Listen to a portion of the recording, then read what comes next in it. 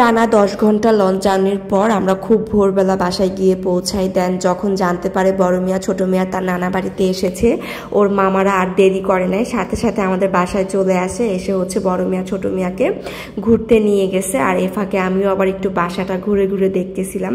বড় মিয়া ছোট মিয়া একদম ছোটবেলা থেকে ওর মামাদের সাথেই বড় হয়েছে, যেমন ঋষভ, গোপাল, প্রান্ত, ওদের সাথেই। দেন আমি একটু ফ্রি ছিলাম, যেহেতু বড় মিয়া ছোট মিয়াকে ওর মামারা নিয়ে গেছে। তো এই ফাঁকে আমি আবার একটু বাসাটা ঘুরে ঘুরে দেখতেছিলাম।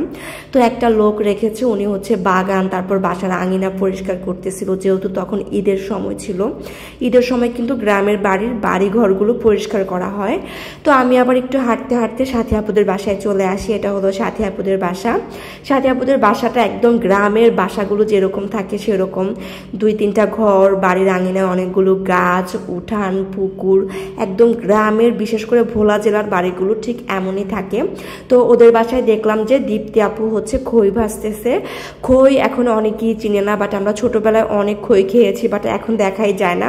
অনেক বছর পর আমি নিজেও খই দেখলাম। দেন আবার বাসায় চলে আসি, যেহেতু তখন ঈদের সময় ছিল। তো এই জন্য বাড়ির যে দা বটিগুলো ছিল ওগুলো আর কি একটু ধারালো করতেছিল। দেন আমার ছোট বোনও চলে আসে তার কিছুক্ষণ পরেই। তো ও আসার সময় মানে আমার বোন জামাই, ও আসার সময় এই ফলগুলো নিয়ে আসে, যেমন জাম, আম। যেহেতু তখন একদম মধু মাস বা জ্যৈষ্ঠ মাস ছিল, একদম জ্যৈষ্ঠ মাসে যত রকমের ফল পাওয়া যায় সব কিছু নিয়ে এসেছিল, যেমন আম, জাম, লিচু, পেঁপে, এগুলাই। সো এখানে খালা সব ফলগুলো এক এক করে ডালাতে একদম খুলে রাখতেছিল, যেহেতু তখন অনেক গরম পড়তেছিল।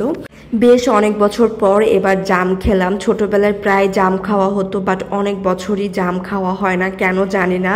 তো এবছর দেখলাম আমার ছোট বোন আসার সময় ও জাম নিয়ে এসেছে। তো এই যে সব কিছু একদম খুলে সাজিয়ে রেখেছে। এদিকে আবার দুপুরবেলা আম্মু রান্না বাড়াও করতেছিল, যেমন রাজহাঁস রান্না করেছে, রোস্ট রান্না করেছে, পোলাও রান্না করেছে, আরও বিভিন্ন আইটেম ছিল। আসলে রান্নাঘরেও এত গরম ছিল যে বেশিক্ষণ ভিডিও নেওয়াই হয়নি। তো আম্মু সবসময় দেখি যে পোলাও রান্না করার সময় গুঁড়া দুধ দেয়, আর এজন্য কিন্তু আম্মুর হাতের পোলাওটা অনেক মজা হয়। দেন ছোট বোনের জামাই যে ফলগুলো এনেছিল, আবার আমিও কিছু ফল এনেছিলাম। তো সব কিছু মিলিয়ে আমরা ডেউয়া ভর্তা, জাম ভর্তা এগুলো করেছিলাম। আবার আব্বুও দেখলাম যে বাজার থেকে নতুন ডেউয়া নিয়ে এসেছিল। তো এগুলো ভর্তা করে সাথী আপুদের বাসায় নিয়ে গেলাম। দেন ঋতুর জন্য নিয়ে গেলাম।